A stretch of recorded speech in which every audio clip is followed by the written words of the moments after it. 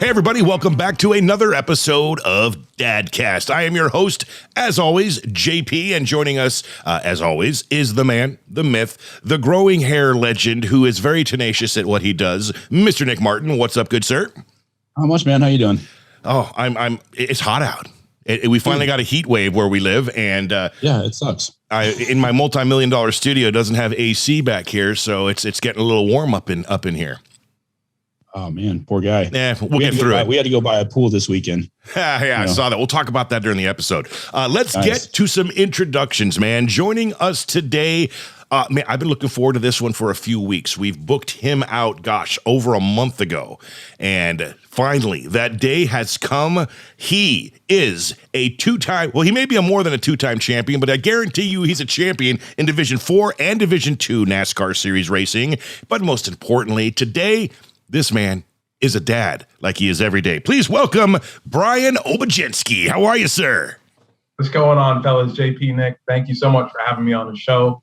Really enjoy it. Really looking forward to getting down into the whole dad thing for sure. We're looking forward to getting down with you, man. First off, I got to mention, love your shirt. Big fan of 311. I've been a fan since the Grassroots album back in 1992. I saw them perform live in Chico before they were a big deal in 92. And we won't discuss all the things that went involved during that weekend. But if you're a fan of 311, you can put two and two together. That's right. All right. So, Brian, I like to preface the show.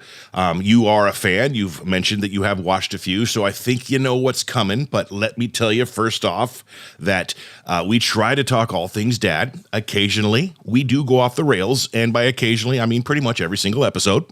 And that is okay. You know, we don't need to fill this entire up with just dadisms and dad talk. We'd love to chat with you about your career and anything else that comes up during the hour. Question number one, the rite of passage. Are you a dad? I am a dad. Father of two. And how old are they? Ages, all that good stuff. We have a 5-year-old going on 31. And we have a brand new 2-year-old. He just turned 2 last weekend, had a pretty cool birthday bash out in the backyard, lots of playing, sandbox, ice cream, the whole 9 yards. That is good stuff. He's 2 years old and he's a monster. He's my little man for sure. We all have something very much in common then, because over the weekend, this Memorial Day weekend, by the way, if you're watching this, this is being recorded Memorial Day weekend, so don't raise an eyebrow when you're like, this is August. Nick just had a birthday. His son, Liam, turned 1-year-old over the weekend. Yep. And my baby girl turned 8 yesterday, May 31st. Awesome. Happy birthday to the kids for sure. Yeah, and yours as well, man. So, yeah, wow. Definitely. How is it? Isn't being a dad like the greatest thing in the whole wide world ever? I mean, better than being a NASCAR driver champion? Correct. I was scared to death when Jacqueline walked out and was like, hey, guess what? I'm pregnant. It was like, I was afraid, but now I wouldn't trade it for anything. It's the greatest gift in the world. Absolutely is. How old were you, if you don't mind me asking, when you found out you were going to be a dad for the first time? Let's go back. I was 31. 31. So 31 and still scared. That just goes to show you guys out there. It's not only you. This is a fear that I think is written into our DNA. It's just, hey, I'm pregnant. Ah! Okay. Now that has passed, I had the same scenario. I mean, I've said it in a few episodes in the past, but it wasn't for a lack of trying for many, many years. There was never even an accident involved when it came to me. I just figured without actually going to the doctor and having it professionally checked out that I was shooting blanks, and that was it. And then one fateful morning, a day after my birthday in 2009, very nice. I get that down the stairs. Hey, guess what? And she showed me the positive pregnancy test, and I said, "Who else are you sleeping with?" Because I can't. Made her go take another test. Then we went to the doctor to get it completely figured out, and there it was. I was going to be a father, and 9 months later, my son was born, and that was pretty cool. It's still pretty cool. This whole dad thing. When you see that sonogram on the screen, it's like, all right, I believe the doctor. Yeah. It's not fooling me. This is going to happen. When you get to hear that heartbeat for the first time, it's still just, I mean, I did it last night. You know, baby girl had I keep saying baby girl, but she's always going to be my baby girl. But 8 years old, she's not much of a baby anymore. But she played hard. We had a big day yesterday, and she had a couple parties and family over, so she was just out. And I did that. You know what I always do? Just laid my head on her chest and hear that heartbeat again. 9 years later, almost to the day, and it hasn't changed. That just how amazing it is. Right. So, are there going to be future NASCAR champions in the future? I don't know. We'll see. Little man, he decided to wreck the Power Wheels. Okay. He wrecked the Power Wheels. He hit the seesaw in the backyard. So we got some work to do with him. we have a little bit of work to do with my oldest, my daughter. She all of a sudden has taken a huge interest in hockey. And I'm a firm believer, follow your dreams, because that's what Dad has been doing and will continue to do. So if Ella wants to play hockey, we're going to get some skates. And I actually enjoy the sport myself. It's probably where she kind of picked it up a little bit. Right. Go Hurricanes. We're in round 2 of the playoffs right now. So definitely a cool deal. Nice. But she's a little bit away from, she loves going to the racetrack, loves race weekend, but she's geared towards the whole hockey deal right now. So we're going to have to start figuring out how to do some drills and some cones and get some pointers from some folks. But that's exciting. That's what I think we got in the future. Yeah. If there's any negativity to be said regarding that last statement is, did you have to pick hockey? The most expensive as far as pucks and helmets. Right. And, travel and get all sorts of the stuff that goes along with it. Good stuff. Sorry about, so, if you haven't figured out already, my $1 million studio in the background is not real. It's just a backdrop. And of course, I was hoping you were going to go grab one of those acoustics and jam out. I can't.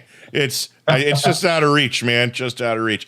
But I just realized that my shirt is a shade of green, and it's freaking out a little bit because of the green screen. And if it's just a floating JP head later on, don't be too shocked. Your field of dreams thing. So I'm an LA Kings fan. So I had my glory a few years back. There you go. And then championship a couple years ago. And I'm kind of, when it comes to sports, I try not to have a second favorite team, because that's just, growing up, that's just wrong. That's just that ain't right. Yeah. But I do secretly root for the Vegas Knights. Very nice, cool team, new franchise, a lot of hype behind it. And what a heck of a first year they had. No kidding. Too bad they couldn't close it. But anywho, Nick, all right, man. Yo. I'm gonna give you the conch for a second. Okay. I'm putting you on the spot because I always do this. It's just JP talk. And actually, yeah, because we never got to finish. We were texting a couple of days ago, and you were hanging out with oh my gosh, I'm drawing a blank. Hugo, Tantric, yes, I love those guys. Super cool guys. Hit it off with Sebastian Labar a couple of years ago. Just at some shows. I go to a lot of shows. I'm a rock and roll dad. Yes, so I got my race deal, but I'm super metal dad, But right on. Hit it off with Sebastian. He's a cool dude. He's actually the son of Jeff Labar, to throw it back, from Cinderella. Oh, wow. So we got to talking about that kind of stuff and all. And he's just a nice guy, big car guy. When he's not playing guitars on stage, he's wrenching on cars, fixing friends' cars. So, we hit it off. 2 dudes, rock and roll music, couple beers, just talk about cars. So when they go, were they playing a show or something in your area? Yeah, they did. They played 2 hours west of here. Oh, it cool. was the first show I've been to since the pandemic. It was really nice to get out and smell like a smoky bar with stale beer again, like that smell that everyone's missed. Dude, I can't wait. We went out there and saw them. So it had been almost 2 years since I saw my last show before the pandemic. We went and saw Tool right before the shutdown. Wow. That's a tough one to top, Everything here does is awesome. But it was cool to get back out, cool to support music and local business again like that. I'm excited that it's kind of coming back around for everybody. I'm hoping we get some. Sorry, go ahead. No, go. It's that I'm Zoom hoping we thing. get some stuff in our area over here. It's like we got West Coast is still kind of iffy on, right? Yeah, where it's going to happen, and our governor is just a piece of work, so she won't announce guidelines for capacity and stuff. So it's like, are we going to get something? Are the bands going to be able to stop on the I-5 coming up? Of work would not have been the words I chose, for the record. The what? He got it. You said our governor is a piece of work. Of work are not the words I would have chosen. Yeah. But it is a family-friendly show. So, anywho. Where is here exactly? Where are you broadcasting from right now, Brian? I am in the middle of very close to downtown Raleigh. I could throw a baseball right now. So you are smack dab in the middle of racing world over there. Wasn't always. Right. I was made in New York. I spent the better part of my life up there on Long Island, the eastern end of Long Island, out towards like the potato farms, and got a chance to move down south, kind of pursue some of the racing stuff, and did that in 2008 with my girlfriend at the time. Fast forward, mother of two, wife now. So we've been together a long time, and we have made the Raleigh area home. We live a little bit north of here, about an hour north, but the area is just fantastic. What was when your children were born? Were you? I know it depends on the hospital and, of course, the decisions of the family. But were you present? Were you there for the birth? I was. This is actually the gold you were talking about. This is a good Dadcast story. September 2015. I'm coming to the end of the season for the racing season that year, and I just had I don't know if it was the motivation of about to have a child. I was just electric that year. The team everything was right, and we won 14 races that year. That's the most I've ever won in one season. And we came down to the end of the year, and I knew we were coming up to the due date, and we got to the last week of race season. And I said, for sure, she's not going to have the baby on race night. Yeah. The last night, right? So we planned everything out, and ended up being race night was going to be on Friday, and Jacqueline went into labor on Wednesday morning. So we had the baby late Wednesday night, and Friday came. Friday morning, I'm kind of, hey doc, she's doing great. Everyone's awesome. Let's head on home, Right. And they let us go. They discharged us. I brought Jacqueline, my wife, and Ella, the baby, home, got everyone set there, and took off in the truck with both fathers, my dad, my father-in-law, the entire team, everyone, and went to Ace Speedway, won the race that night, and won the championship. So that was fantastic. I mean, we went and celebrated at the Waffle House on the way back home, everything you needed to do, and got to get home and see my wife and baby that night. That was probably one of the coolest nights of my life. Just walking in the house with that big trophy, right, and that buzz, that electric high I get now off the track, and just knowing that we did everything we could, and that 2015 was just a stellar year. Became a dad, champion, won all those races, did everything I needed to do. Just living large that year. It's hard to top that. Maybe are there any more kids in the future? Is that a possibility? About that one, we'll see. Two seems like a good number, but if you ask Jacqueline, she wants like 12. She wants to get like one of those big vans, that kind of deal. But I think we're going to stay with 2. If three comes along, I'm not going to be angry about it. But two's a good number. Being a race car driver, I am pretty certain the word superstition is involved in your life. Yeah. You put 2 and 2 together. Maybe this time you win 15 races. Just saying, exactly. And throw you right into Division 1. Jacqueline's sale is, if we have more kids, then you'll have an entire pit crew. Yes. That's good logic. There you go. I get where she's coming from with it. I totally get where she's coming from. Nick has an entire orchestra. That's right. So I've heard. That's awesome. What is six that we know about, 386 that are questionable. It got away. I'm glad you said it finally for the first time on the episode, Nick. That's usually my line. Mark it down. Yeah, Nick talked about it. Well done. Like June 1st. Minus the talent and the money,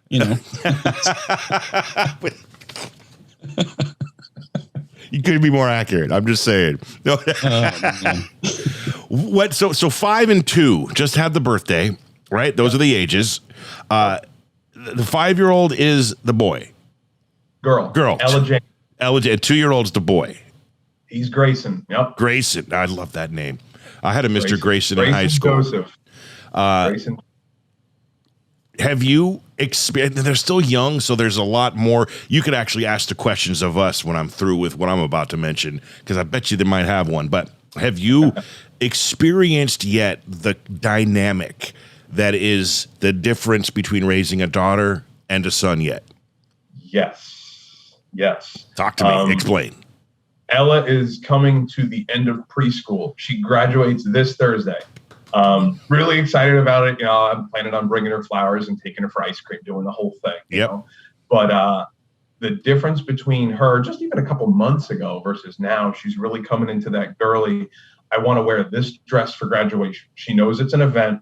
She knows that she wants to wear that dress, right? So she's kind of coming into her own with that, where my dude, Grayson, is just like, I don't want a shirt. I just want to go roll around in the mud outside and play with my monster trucks and you know, just fights the bath, the whole thing that the little boy does. But, you know, that's kind of where I'm seeing it is he's going to be the rough and tumble and she's going to be the, you know, the real girly girl. Although she wasn't, but she's kind of getting there. I think it's Disney doing it. Those Disney people, all the princesses. Yeah. Well, hey, and on that note, my son will be 11 in August, and he still doesn't want to take a shower. So look forward to that. Pulling teeth every single time. I don't understand it. I honestly do not get it. I mean, is he like a crazy superhero who his weakness is being splashed by water and it hurts? Because you would think that at how much he just fights and pulls. I am not wanting to do water, but you take him to the beach or a pool or a river or a lake, right in. Gone, right? Maybe it's the soap. Stay tuned for the next episode of Dadcast to find out about JP's son. And yes, Sawyer, we're going to figure this one out together. And I love the fact that, you know, you're preschool. That was a monumental day for me as well. And every single year on her birthday, because it falls near the end of the school year, I've been able to bring her a dozen roses, a candy, and a balloon to her class. Last year, didn't happen. Okay. This year, her birthday was yesterday, Memorial Day. So as soon as we're done here, I'm doing the same thing, and I'm charging that school, and I'm going in, and hopefully they let me in to do it. They should. They know me. You know, Dad's a celebrity, blah, blah, blah. Yeah. But I can't wait to do that. That's like I'm planning on doing it every single year until she graduates high school. So those are going to be some fun years. Walking in when she's a senior in high school with roses. Yeah. She might appreciate it then, but I'm thinking 7th grade through 10th, 11th grade is going to be awkward, and I'm all in. I can't wait. Spot in there. Yeah, there's still a good spot in to get that done. Any scary moments as a dad for you, or in anything that you fear still being a dad? We had it like like you see in the movies, like the allergic reaction once. Okay. That was pretty wild. You know, we believe it was canned blueberries. Just on a whim, I decided, hey, I'm going to make muffins for the kids this weekend. Put muffins together, you know, and do the whole baking thing. And next thing I know, I was like, Dad, I don't feel good. She's like this. And it's like, what do we do? Benadryl, you know, call the doctor. Right. Freak out. That was probably the most wigged out that I got, because I remember kind of like my heart rate's going like, okay, I cooked the muffins. What did I do? What did I do to my poor kid? You know, is this going to stop her? Is she going to be like Violet and Willy Wonka? We're going to like roll her to the doctor. Float away. So that was probably the scariest moment for this duration of what we've been through so far, is the allergic reaction, the tail of the allergic reaction. Nick, you got something? You look like you had something. Yeah, probably the worst thing though is like feeling like you did that, and it's like, oh man, right? Yeah. You know, like I do a lot of the cooking on the weekends. Sunday is like dad breakfast. Everyone knows the hashtag dad breakfast. You're getting bacon and sausage and eggs and the whole 9 yards and pancakes, and everyone's not going to be able to eat for the rest of the day. Like I take pride in doing that breakfast, right? Yeah. So I just decided, hey, I'm going to switch it up. I'm going to throw some blueberry muffins in there, and it's like, why would I ever do that? Variety, man. You want some variety. So my little guy, he has an issue with like textures on food. So I'm all about like, let's experiment and try to get some crazy stuff. So I gave him something, he choked, and I'm like, oh my God, I almost killed him. And then he like got all dirty. So I put him in the bath, and he slipped in the bath and almost drowned. So like twice in like an hour, I almost killed the poor kid. I'm like, oh my God, I'm not cut out for this. For a guy who has 387 kids, you should have realized by now that you don't give them solid food at 2 months old, Nick. Well, he's almost a year. Oh, now he is. Yeah, French fries and hamburgers. It's all good. Exactly. Pro tip pork chop later. Bone-in pork chop. Pro tip, Brian. Pro tip on those pancakes and blueberries. No more blueberries, chocolate chips. Done. Right? I mean, it would have been my first choice anyway. I'm the biggest kid there is. So.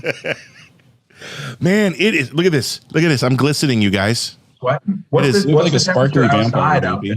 Where you guys? We're in Southern Oregon, and yesterday was like the official the hottest day of the year that we got down here, and it got up to 97 degrees, which is not bad. But we're looking at today. Heat advisory. And it's supposed to be hit 103 by 5 o'clock, and it's currently about 95. But I'm inside a uninsulated studio. Yeah, I got you. And we're chilling at 81 degrees right now, so not terrible. Kind of a mild beginning to the Carolina summer. In my infinite wisdom, decided I would set up because I've got a studio, an actual studio.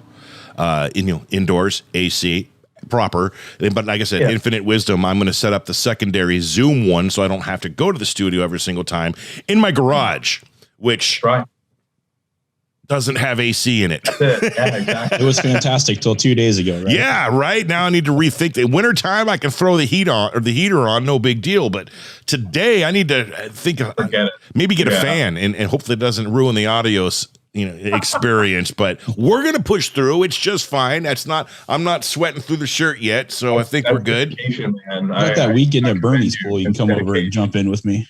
I'm in. Hey, Brian, question about cars. This is random, but it's pertinent to me. What are your thoughts on Teslas or electric vehicles in general? I'm all about them. Yeah, I'm all about them. I think it's a good move. I think it's going to take some time to really get the technology right. We're in just the tip of the iceberg with electric vehicles. There's a lot coming. Day job right now. I'm a General Motors world-class electric vehicle technician. Really? I had no idea. So how awesome was that foresight question? You couldn't nail it any closer, man. Wow. I swear I did not Wikipedia or dig deep on that. That is organic. I've been working on Cadillacs for 21 years, about 20 years right now. And I have just heavily gotten into the electric cars over the past couple of years and been to a ton of training and hands-on with them. But the technology is leaps and bounds better than it was about 10 years ago. Right. So we're really, really close to nailing it. They're going to be right real soon. When the hell is everybody else going to catch up to Tesla? Give me a year and a half. Okay. A year and a half. The new battery technology, and this is not an ad. Disclaimer, this is not an ad, but the new battery technology from General Motors is fantastic. Now, it is fantastic. What about the charging infrastructure? That is, almost the most important thing. Yeah, I mean, there's so much that goes along with it, and there's two sides of the story too. There's the people that are like, oh, it's green, but the carbon footprint for creating this stuff. I mean, it's just a mishmash. But I believe that in the long run, if you take a 20-year sample of this, I think you're going to see that you're really going to have massive improvements, and it's going to make life a little bit easier. Yeah, I'd hope because, so the reason I ask all this, I'm just going to turn this over here just a tad. I see it. Okay. Yeah. All right. So I recently got that. It's one of my unicorns. It's my dream car. I've been working real hard for a long time, and I finally got it. And the biggest question I get from family or friends or anywhere I go is, why didn't you get or hold out for like the new F-150, the Lightning, the full electronic, or anything other than that Tesla? And my initial response was, well, they aren't as fast, but that's not the most important thing. It's when I'm out in the real world, I want to take a trip to Texas. There's nowhere. Well, there's plenty of places to actually plug in with a non-Tesla vehicle, but it's super, super slow. They're all like sitting on level 2s, and the Tesla supercharger infrastructure is just, you can't beat it. I can go drive to New York and back and not worry about a thing and charge real quick. So that's what I'm hoping to see in the industry, where it's just as common as a gas station where I can plug in and hit it 250 kilowatt per hour at least for any car. And then I might get that Mustang. We'll see, but who knows? Exactly. There's the talk of the town right now is the technology forthcoming for the charging for the GM cars, but also I'm beginning to hear the talks about wireless.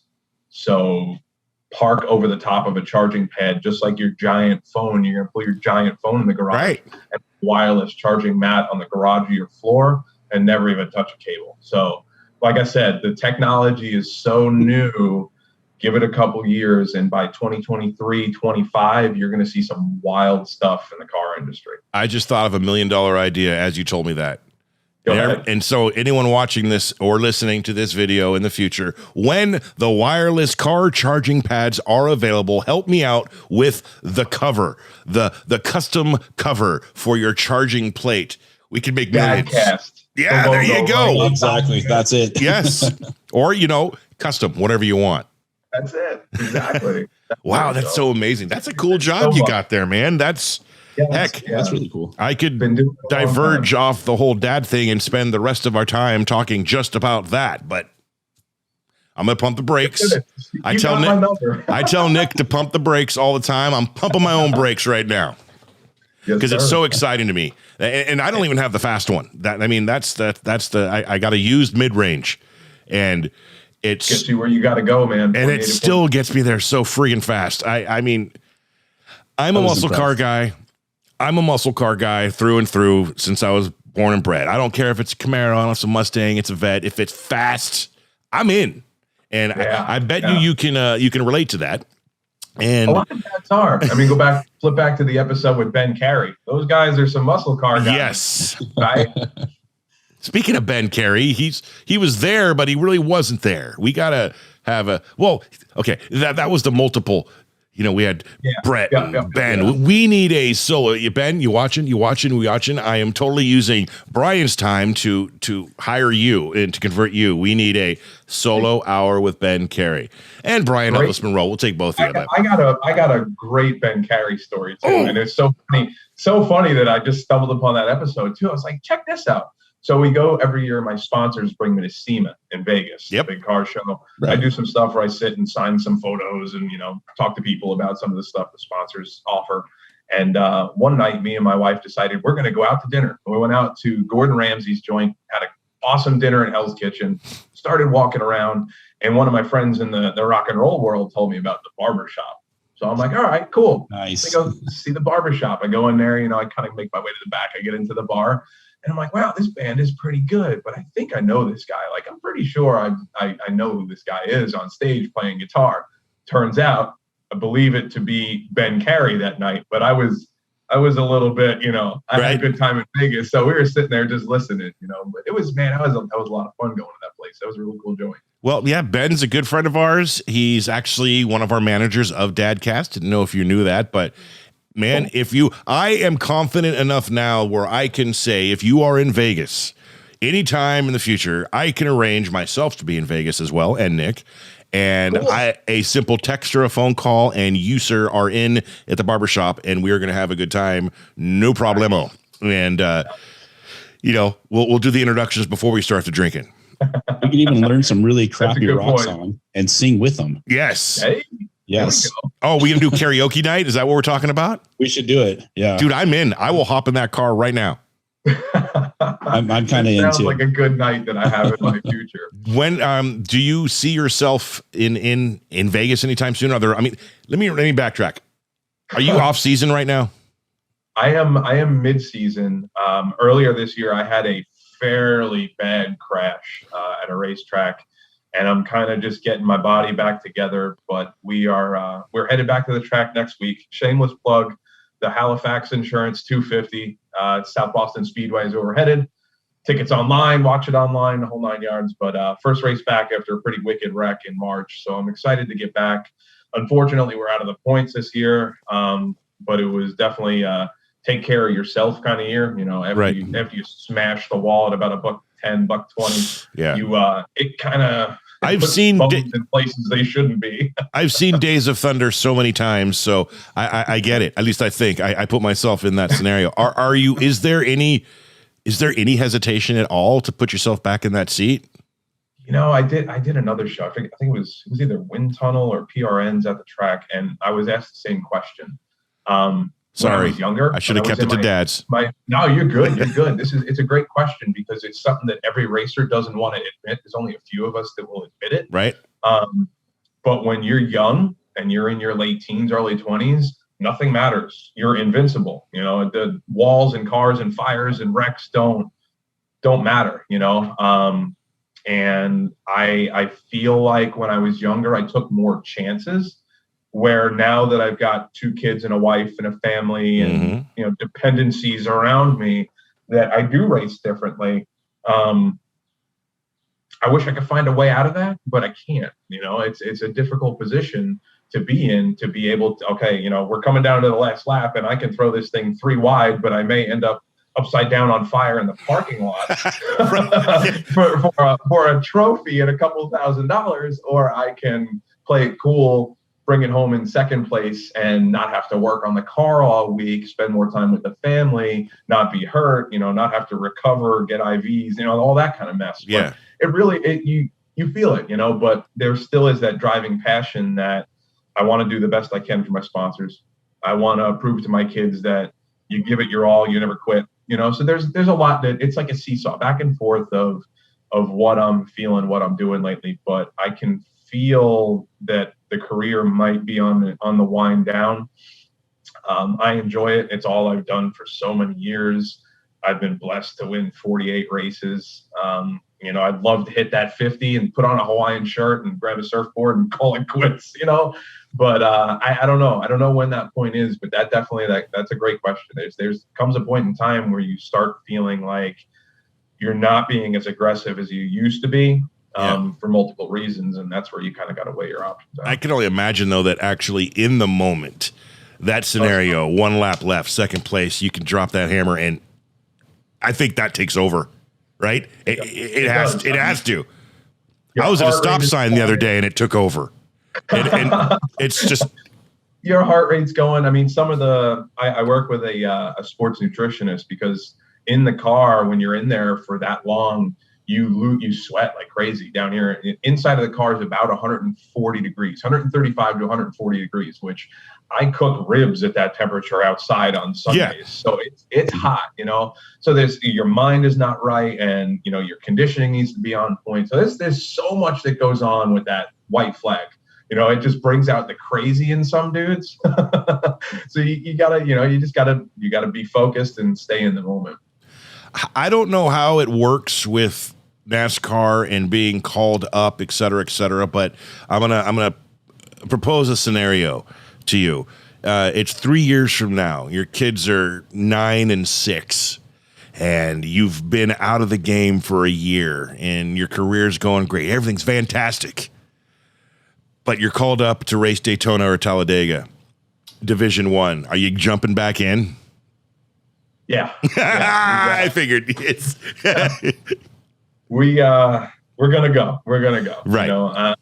It's once you're a racer, you see things differently. It's hard to put into words what that feeling is, what that drive is. It's so competitive in nature. And I've come all the way up through the ranks, Division 5, 4, 3, 2, 1, where I'm at now.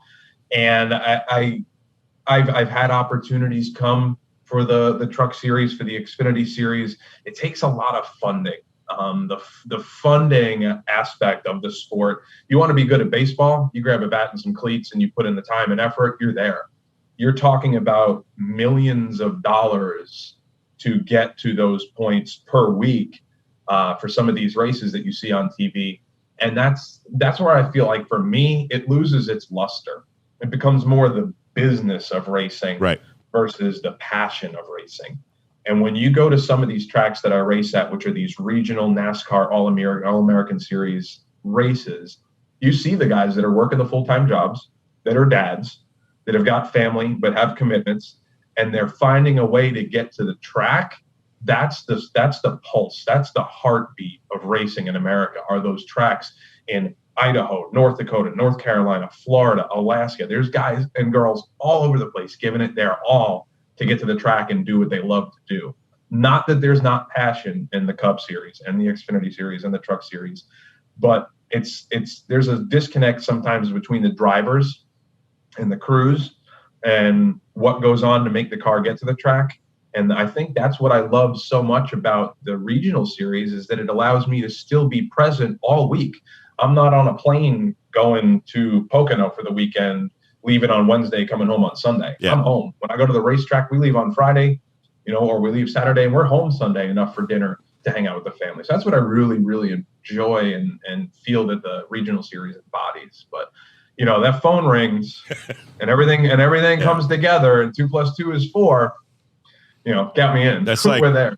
My situation too. So I don't know if you know. Well, you might know. You've watched all the episodes. I've worked in radio for more than half my life, and if the Howard Stern show calls up, see you, Nick. But the likelihood of that happening is not going to, not too likely at this point in stage in the career. But yeah, you got to take those opportunities when you can. Yeah. What is the greatest thing about being a dad in Brian Obiedzenski's life? The greatest thing about being the dad. I said your last name right too. Is when I have been at work for 10 hours. It's 100 degrees. I'm tired. I've got my ride home. I listen to Dadcast, and I feel like I've got nothing left. And I know I've got to get a car ready for racing this weekend, and I've got to mow the lawn, and I'm feeling stressed. But I open that front door, and those 2 kids come running down the hallway. Daddy's home. You can't put that in a box. You can't buy that. You can't obtain that any other way. Those are your kids. They've waited all afternoon to see you like that. Every day it recharges my batteries to do it all over again, provide for the family and be the best dad I can. It's that moment, I hear the come running down the hallway.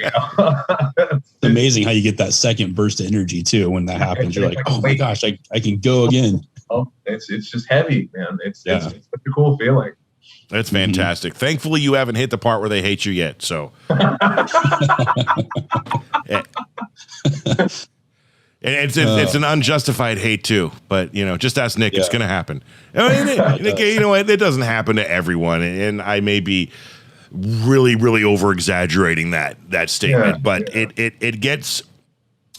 It's a roller coaster, man, for sure. And I wouldn't say it's even a hate, though. I say it's more of a confused. It's like I mentioned. I remember it. I remember being young. There's a misunderstanding at some point that happens. It's a misunderstanding.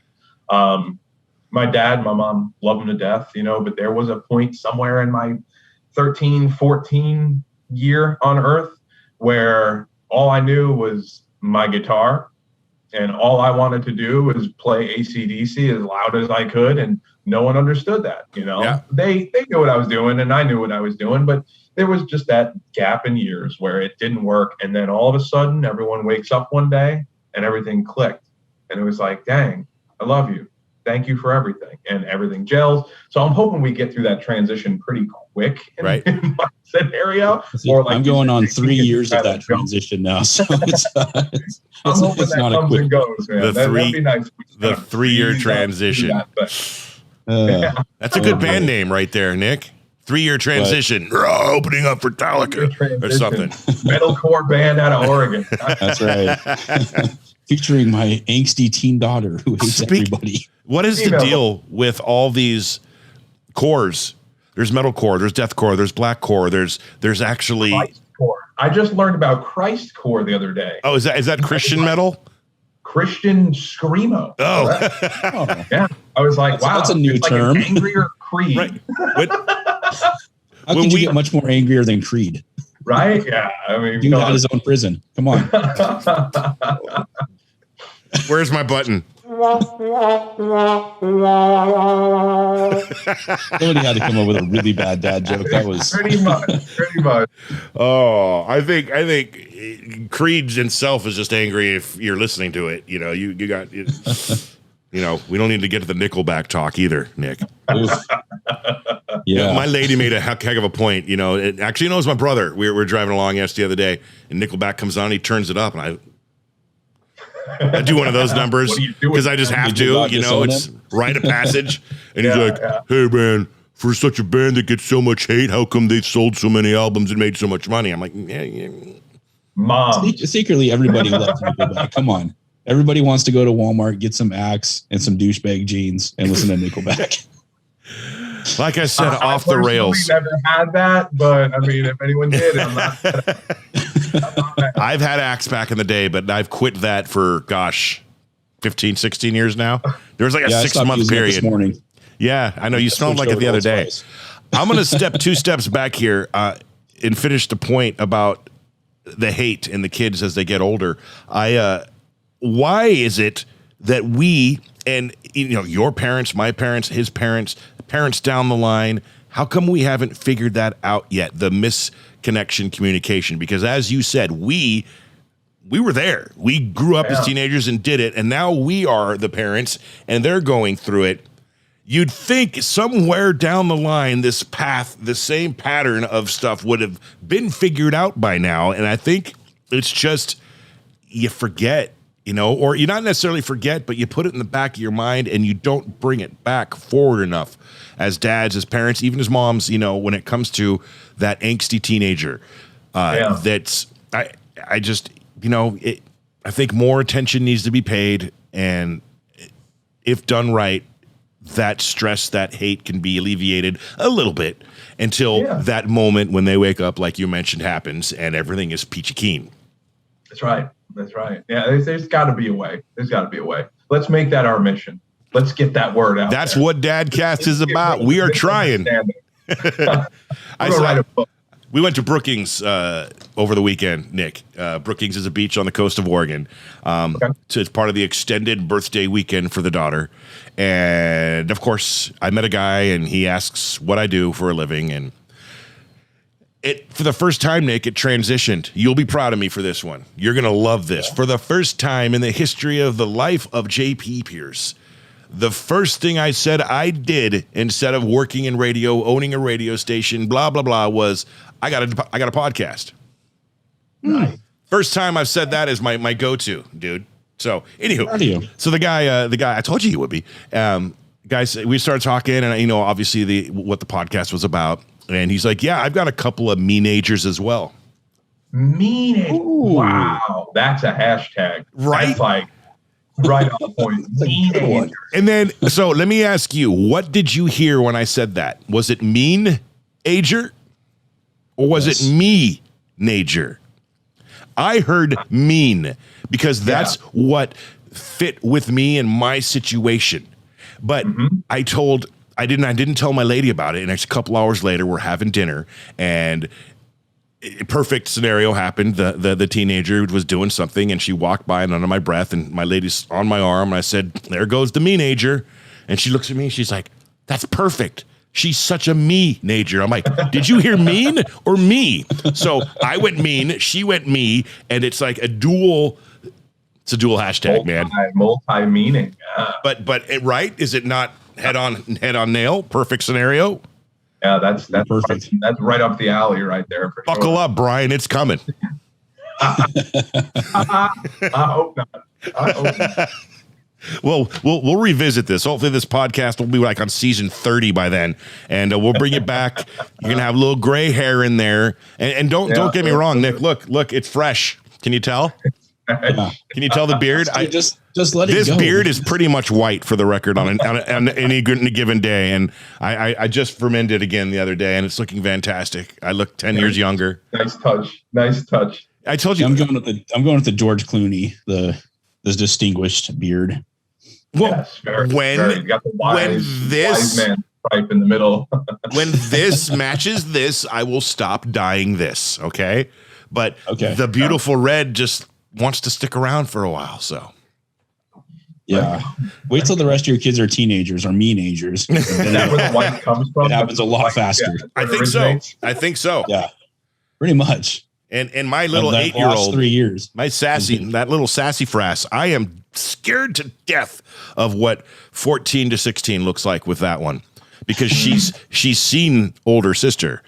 And she has big shoes to fill. Yeah, well, hopefully she doesn't apply said things and sees what happens and goes, I'm going to take a different path than that. Because boy, does mom and dad get mad at her sometimes. I don't want that.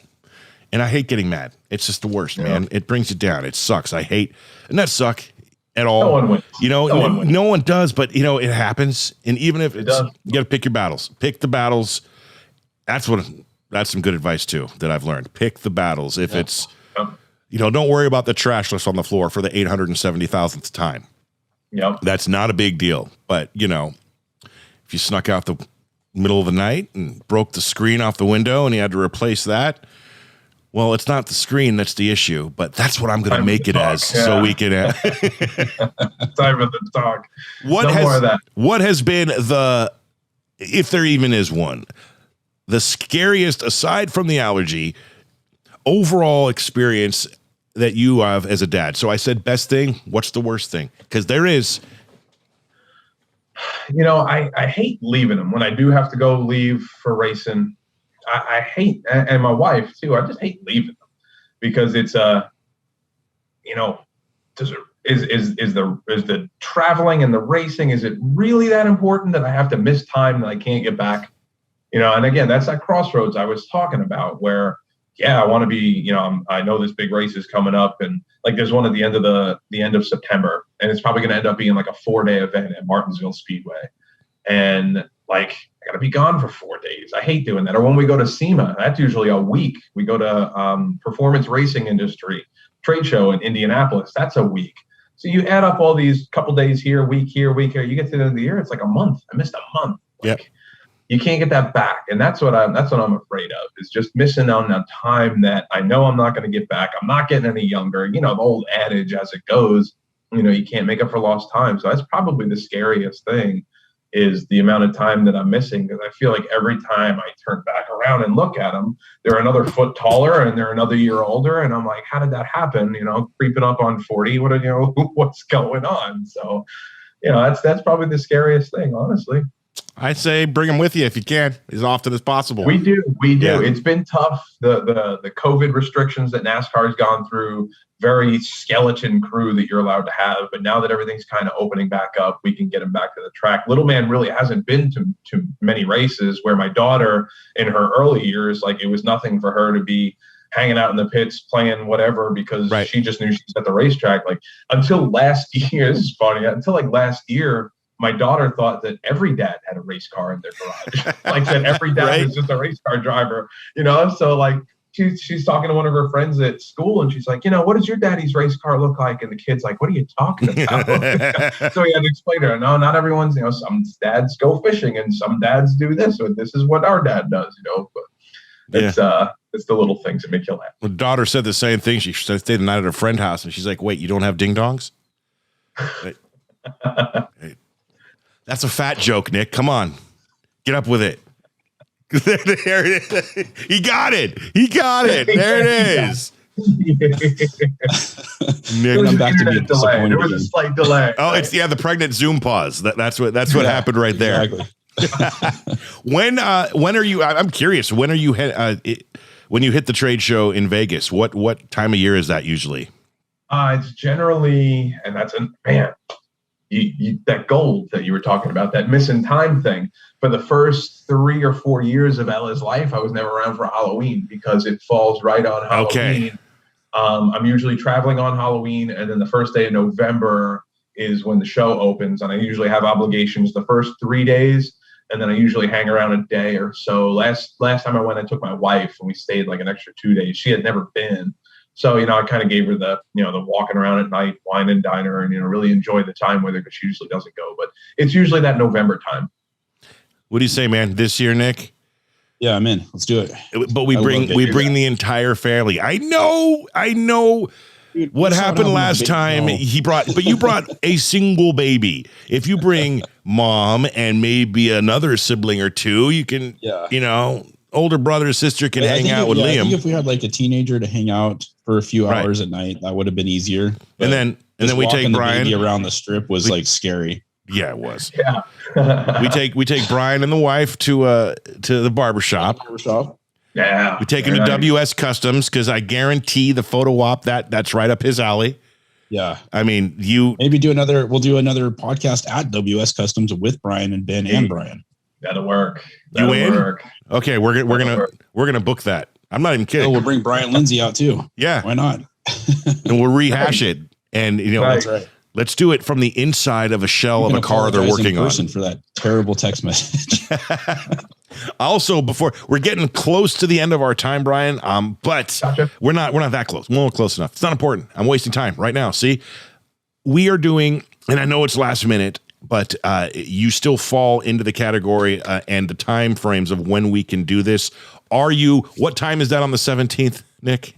I have 7 p.m. right now. Are you available for 20-30 minutes, June 17th at 7 p.m. Pacific time? So 4 o'clock for you. What? Give me a day of the week. June 17th is Thursday. It's a Thursday. It's the Thursday before Father's Day. So actually, no, it's 10 p.m. your time. So it'd be 10 because I'm on the other side of the universe. Right. We're 7 p.m. Pacific. So 10 o'clock your time. Come in, man. I'm there. So what we're doing is I am getting as many of our previous guests over the past year on for a recorded Father's Day episode of Dadcast. Sweet. That's cool. And obviously it's not going to be on Father's Day. We're going to record it prior and I'm going to release it on Father's Day. And we have a few surprises involved as far as music talents and debuts of songs from certain bands. Wink, wink. Cool, cool. And anyway, it's going to be like, 35 to, 10 to 35 squares on that Zoom. Squares of us. And the chaos. Point up at people like the Brady Bunch. Right. Yes. For my case, Nick is right there. There's Nick. Yeah. Hi, Nick. Right there. Up? And then oh man, it's all backwards. But that should be a fun, chaotic event. And basically, we're just going to say hi to each other, wish everyone happy Father's Day, wish all the fathers that deserve it out there in the world, nice. And even the ones that don't deserve it, maybe that'll help them to turn their life around and be good dads. I'm in on that, man. I'll bring the beer for them. Yes. Ooh, Nick. See, even more reason why we should be at Anchor Valley Wine. We're sponsored by a brewery. The race car is sponsored by a huge brewery. So we're hoping to get sponsored by a brewery as well. Pretty soon. We're working on Boneyard World. Yeah, I just want to be sponsored by Wall Street, man. We're good. Now Fort Knox. Thanks for sponsoring Dadcast. Here's a gold bar. There you go. All right, man. So this I'm without telling Nick my plans, I'm going to institute a brand new segment on Dadcast for at least every time I remember it. And that segment does not have a name yet, but it's basically the guest gets to ask us questions. So anything that's on your mind, whether it be fatherly advice or what I had for breakfast and everything in between, you got a couple of minutes to ask Nick and I some questions if you have any. This is good. I can get down with this. I like this. All right. We're going to start, and this is for both of you. Favorite go-to dad dish for dinner? You can't say pizza or Chinese takeout. Go. Hot dogs. Easy. Okay. Does Panda Express count as Chinese takeout? So good, man. Because honestly, it's not my go-to. It's just she is crazy, like batty for orange chicken. So, when it's at home, you ready? It may sound like difficult, but I've perfected it after taking many trips to South Florida. My go-to, fish tacos. I need to come try your fish tacos. Mahi fish tacos. Authentic. Authentic, like as good, if not better, than anything you get in South Florida. I perfected them. Yes, Nick, you have to have them. Okay, next question. Okay, next. All right, again for both of you. If you had your children and they had to pick up and enjoy and make you happy that they love all three of your top three favorite bands, which are hard to pick on the fly, your kids fall in love with them. Which ones are they? Oh, easy. Dashboard Confessional, Blink 182. Oof. The last one's a tough one. God, I'm going to go with actually right now, All Time Low. Those guys are killing it. There you go. Yeah. Iron Maiden, Led Zeppelin, Johnny Cash. He was ready. He knew the question. I got classic rock. I got your early 80s metal and Johnny friggin' Cash. Good mix. Which spawns into other. That was a great question. Got any more? Come on, this is fun. Okay. Favorite muscle car, since you brought it up? Ooh, God. It's changed right now. And I hate so cliche, but 67 Shelby GT 350. Eleanor. All right. Yeah. All right. I'm going to have to go with the same one. That's same one. Okay. Pansy. But before it was, I mean, I was a Mustang guy growing up for the most part. And then like I said earlier in the show, then it was just anything with power and makes you go fast. I really liked, but man, when I was in high school, I graduated in 1993. My dream car was a 1993 Mustang Cobra, GT Cobra, man. The Fox body style, easy to work on. It's so easy to build. And that was my favorite for a while. And I know that's random, but you want to hear something you more go back random? Roadrunners, the 69 Roadrunners. Oh, there's a whole bunch there. My dream car was a Gremlin. A Gremlin. Yeah, I was a Wayne's World fan. So I was going to say, someone's been watching way too much Wayne's World. Licorice dispenser. Yes. That's not a muscle car, though. He said favorite muscle car. Yeah. Nothing really it doesn't muscle matter. about the Gremlin. There's nothing muscle at all about it. You know what's It's like a forearm, not muscle. So I got my Tesla, and in the Tesla community, they call it the Tesla grin. When you punch it, and it's, I've renamed it the Avery Giggle. My daughter's name's Avery. Yep. I put her in that thing, and it's the giggles that come out when I punch it. It's the greatest thing ever, and it happens every single time I do it. Just I'm pretty sure I giggled and grabbed your thigh when you were taking me in it. He does. Every attempt you get to touch me, Nick. I know we gotta work on that, man. Oh, JP, stop it. My daughter says, Dad, I want you to drive me we're going to the grocery store. Dad, I want you to drive me as fast as you go in your race car. All right, honey, here we go. Doing 44. Right. She's like, wait. She thinks we're just hauling the mail down the road. That I went a little faster than that. Sorry, Mom. But it was safe. Oh, Safest car on the planet right there. That's all right. Safe. Safe. It's difficult for me to even still understand how fast these freaking cars are. I mean, there's no one. If someone takes me off the line, I look at them and I laugh in my head and I say, I'll allow it. Because I don't care what it is, unless it's a $500,000 souped up McLaren sitting next to me, which ain't going to happen in where you're from. No one, you got no chance. And I don't even have the fast one. No chance. Yeah. And I love that. Now, granted, if we go a little faster than a quarter mile, then that brand new C8 might do its thing, but not off the line, not happening. That's what's so much fun. Brian Obiedzenski, you got one more question for both of us, or we're going to ask you the same. Yes, 3 bands, go, that your kids have to listen to. Right now? Oh, wow, it's a question for you guys. Well, they do. They love 311. They got grassroots for your money. They know what's going on. I'm a huge Deftones fan. Big Chino Moreno fan. We're getting Chino on, apparently. Nick said so. That's boy. Very nice. So big Deftones fan. And the last one, gosh, it'd probably have to be a toss-up. I'm going to have to go like super. I'm going to give you a 4. I'm going to give you 4. I'm going to be that guy. We're going to go with the Red Hot Chili Peppers, but because of John Frusciante. Okay. And we're also going to go with Motorhead because there's no one better than Lemmy.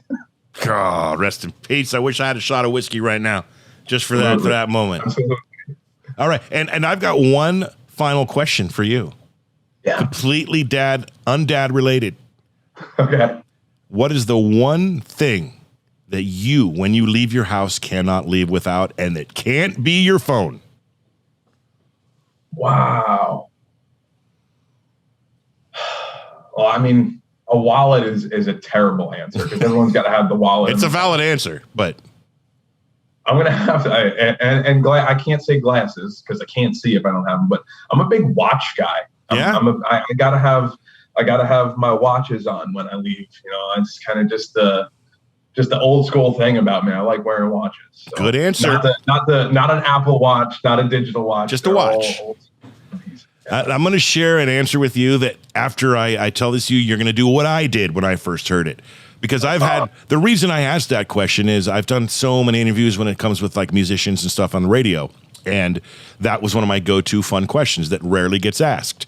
Yeah, and it was asked of me, and I gave, your typical response. I think at the time it was the phone, and I decided you can't do that. Everyone has a phone now. Yeah, everyone's going to say the phone, man. George Thorogood gave the best answer to the history of that question, and you're going to go, you ready? What's one thing you can't leave the house for before leaving the day? Kissing his wife. Right. She's going to watch this. I'm in trouble. Honey, I'm sorry. I love you. But I did the same thing. It's like, I was thinking material. It said I feel it like could we be all anything. suck as husbands right now. Right? Gosh. Well, there you have it. Sleep when I leave, so we'll put it in. Well, I do, honey. You just sleep. It's a good thing we can cut that whole last. Is she home right now? We could just get it out of the way. Because That's a good one, though. you're gonna forget it, right? You're gonna forget about this one, and then I think this episode is gonna air in August. So you're gonna forget, and then it's gonna come back at you and bite you right in the hiney. So if we want to make this the promo clip, it'll be on like boosted Facebook post all over the place. There's gonna be this every 5 seconds. I have a sneaky suspicion there's gonna be a couple good clips coming out of this one. He is Mr. Brian Obiedzenski, NASCAR champ in Division 4 and Division 2. He's an amazing father. On behalf of myself, JP, and Mr. Nick Martin, I want to thank you so very much for taking the time out of your day to come on Dadcast, man. It's been fun. Absolutely. Been looking forward to it. Keep up the great work, all right? Absolutely. As long as Nick keeps sitting there and not talking much, we're going to do just fine. Tell him to stop I'm kidding. Come on, man. Come on. All right. And you got anything, Nick? I got nothing. I don't talk a lot, remember? I told him he doesn't talk a lot. Then I gave him the opportunity to fix that. And I still get nothing. But I love him. All right, Brian, thank you so much for coming on. Stick around for a second once we say goodbye. Everyone else, thank you so much for listening to Dadcast. Thank you for watching. We will see all of you next week. See ya.